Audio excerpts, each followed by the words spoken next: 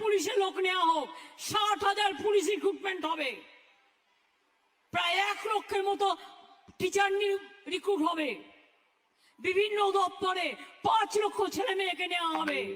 Hello viewers, আমি সম্রাট। আশা করি তোমরা ভালো। তোমরা দেখছো আমার SM টেকনিক্যাল চ্যালেঞ্জ এবং আজ তোমার সামনে খুব গুরুত্বপূর্ণ একটি আপডেট কিন্তু আমি নিয়ে চলেছি। তোমরা ভিডিও থাম্বনেল থেকে তোমরা আপডেটটি বুঝতে পারছো কী নিয়ে আজ আলোচনা করতে চলেছি।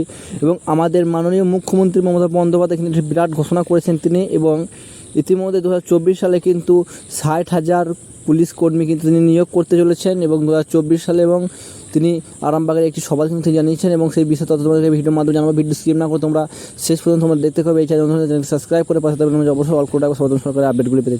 চলো দেখুন কী বলা হয়েছে।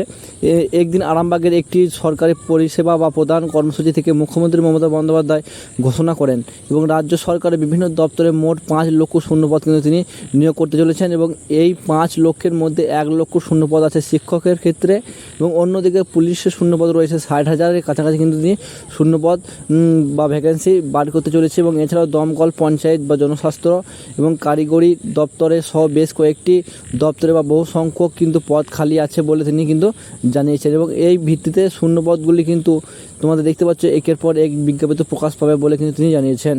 এবং ইতিমধ্যে একটি বড় খবর তোমরা দেখতেই পাচ্ছ, কিন্তু এখানে 60,000 শূন্যপদ কিন্তু পুলিশ ডিপার্টমেন্ট তিনি কিন্তু নিয়োগ করতে চলেছে। এবং তার মধ্যে কী বলা হয়েছে দেখতে পাচ্ছ এখানে, গত বছর মুখ্যমন্ত্রী ঘোষণার পর ইতিমধ্যেই এবং রাজ্যের বিভিন্ন জেলায় বা অঙ্গনারী কর্মী এবং সহায়িকা বা নিয়োগের বিজ্ঞপ্তি প্রকাশ পেয়েছে, এবং কিছু ক্ষেত্রে নিয়োগের প্রক্রিয়া শুরু হয়েছে, এবং আগামী মার্চ মাসে আয়োজিত হতে চলেছে ফুড সাব ইন্সপেক্টরের পরীক্ষা। অর্থাৎ তোমরা যে সকল ব্যক্তিরা আবেদন করেছে তারা অবশ্যই তোমরা দেখতে পাচ্ছ এখানে মার্চ মাসে কিন্তু তোমাদের ফুড সাব ইন্সপেক্টরের পরীক্ষা হবে। এরপরে আয়োজিত হবে ক্লার্কশিপ এবং নিয়োগের পরীক্ষা কিন্তু আয়োজিত হবে, এবং এরপরের মধ্যে কিন্তু রাজ্যের পুলিশে অর্থাৎ 12,000 কনস্টেবল বা নিয়োগের বিষয়টি কিন্তু চর্চা আছে বলে তিনি বহুদিন ধরে জানিয়েছেন।